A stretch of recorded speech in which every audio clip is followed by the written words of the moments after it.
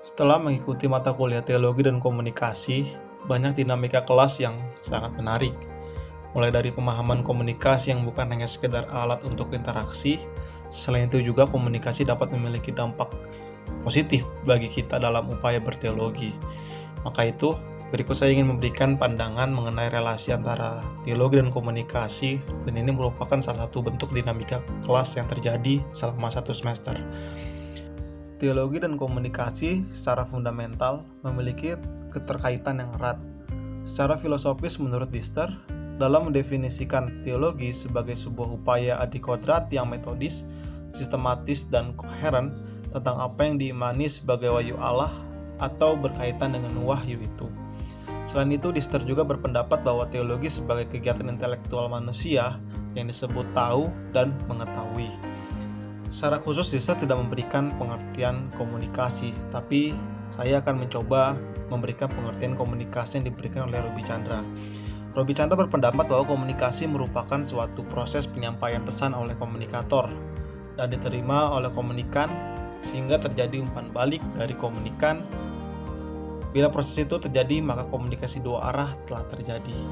Setelah kita melihat definisi dari kedua terminologi tersebut, kita melihat relasi dari keduanya yang diberikan oleh Roby Chandra. Roby Chandra sendiri memberikan pandangannya mengenai relasi. Yang pertama yaitu hubungan antara teologi dan komunikasi sangat dekat dengan bahasa. Karena tanpa bahasa kita tidak dapat berkomunikasi dan berteologi secara sistematis dan efektif. Kita tahu bahwa komunikasi itu tidak terlepas dari bahasa, karena bahasa merupakan salah satu komponen penting dalam komunikasi. Yang kedua, Roby Chandra memberikan sebuah pandangan mengenai relasi antara teologi dan komunikasi, yaitu bahwa komunikasi dan teologi itu saling berkaitan. Berkaitan dengan hal apa? Berkaitan dengan relasi-relasi, baik relasi dengan sesama maupun relasi dengan Sang Pencipta. Dalam hal ini, saya menganalogikan bahwa hubungan relasi ini sebagai relasi salib atau relasi vertikal atau horizontal. Relasi vertikal yang dimaksud ialah relasi antara manusia dengan Allah itu sendiri, sedangkan relasi horizontal merupakan relasi dari sama manusia. Maka itu keterkaitan antara komunikasi dan juga teologi itu tidak dapat terlepas, karena kita tahu bahwa sejarah Alkitab atau sejarah perbentukan peradaban manusia tidak terlepas dari komunikasi, yang mana Allah menciptakan dunia dengan berkomunikasi.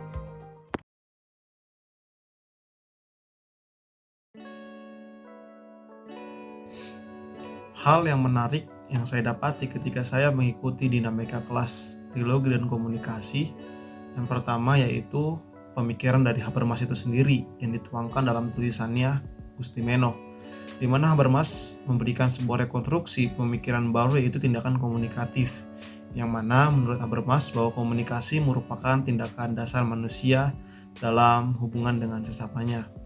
Tindakan antar manusia bersifat rasional karena para subjek yang berkomunikasi senantiasa mengarahkan diri pada pencapaian pemahaman satu sama lain, atau disebut sebagai konsensus, di mana Habermas mempunyai pemikiran bahwa komunikasi yang bersifat rasional itu komunikasi yang bersifat atau mencapai sebuah kesepakatan bersama, di mana hal ini merupakan sebagai bentuk epistemologi pemikiran Habermas untuk menuju dalam upaya demokrasi deliberatif.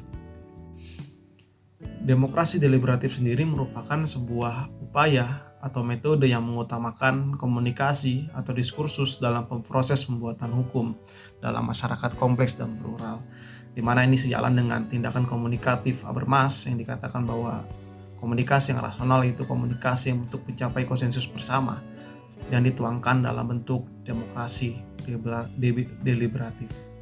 Selain itu juga yang perlu diperhatikan yaitu ruang publik, yang dimana menurut Habermas ruang publik merupakan arena diskursus yang jauh dari legitimasi atau intimidasi dari pihak-pihak manapun. Tidak ada kaum-kaum yang ditinggikan atau diutamakan dalam ruang arena ini, yang mana arena ini harus bersifat netral dan juga bebas dari segala kekuasaan. Merujuk pada teori yang saya paparkan tadi, bahwa saya merasa bahwa ini dapat jadi aplikasi saya ke depannya, di mana ketika saya menjadi seorang atau figur memimpin jemaat di kemudian hari, saya bisa mendapatkan posisi saya sebagai orang yang netral, di mana Saya harus bisa menghidupi tindakan komunikatif di tengah-tengah keputusan-keputusan yang akan diambil. Di mana tidak boleh ada namanya kekuasaan ataupun legitimasi dari pihak manapun. Di mana tindakan komunikatif ini harus berjalan dengan baik, di mana ketika kita membuat keputusan, kita harus membuat keputusan yang rasional, di mana keputusan yang senantiasa memberikan atau menerima arahan-arahan dari lain untuk mencapai sebuah konsensus. Selain itu juga, saya merasa bahwa ada hal yang menarik lainnya, yaitu pendapat dari Rizwandi mengenai prinsip-prinsip komunikasi. Saya di sini membahas yang menarik menurut saya, yaitu poin 12, di mana komunikasi bukan obat mujarab untuk menyelesaikan berbagai masalah. Hal ini menjadi menarik karena apa? Karena selama ini kita berpikir bahwa untuk menyelesaikan sebuah konflik pasti harus dilandasi dengan komunikasi. Ternyata ketika kita melihat atau meninjau pemikiran dari Rizwandi bahwa komunikasi bukan obat mujarab, ini menjadi pemahaman baru buat kita, agar kita senantiasa memikirkan faktor-faktor lain dalam menyelesaikan masalah atau resolusi permasalahan yang terjadi di tengah-tengah kehidupan kita. Merujuk dari itu, saya berpikir ini dapat menjadi aplikasi lagi yang lebih buat saya ketika saya menerima atau mengalami sebuah masalah. Saya berpikir bahwa komunikasi merupakan jalan yang pertama, tapi bukan jalan yang utama, dimana kita juga harus melihat upaya-upaya lain, faktor-faktor lain dalam menyelesaikan masalah. Kita tidak boleh terpatok pada komunikasi, tapi kita juga harus melihat hal-hal lain.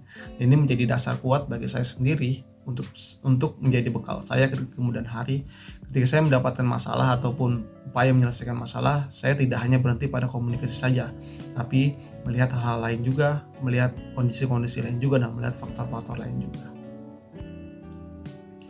Mungkin banyak hal lain juga yang dapat saya pelajari dan saya implikasikan ke depannya, tapi ini hanya sebagian kecil yang saya sampaikan. Hal-hal lain akan saya terapkan di kemudian hari, bahwa saya sadar bahwa ketika saya berteologi, saya tidak terlepas dari komunikasi, saya tidak terlepas dari relasi, dan saya tidak terlepas dari orang lain. Maka itu upaya kesadaran kita untuk berkomunikasi yang baik dan benar, upaya kesadaran kita untuk berrelasi baik dan benar, niscaya akan kita dapat berteologi baik dan benar. Dan kita juga sebagai figur-figur seorang pemimpin jemaat kemudian hari harus dapat menerapkan materi-materi ataupun ajaran-ajaran yang telah diberikan dalam dinamika kelas. Sekian, terima kasih.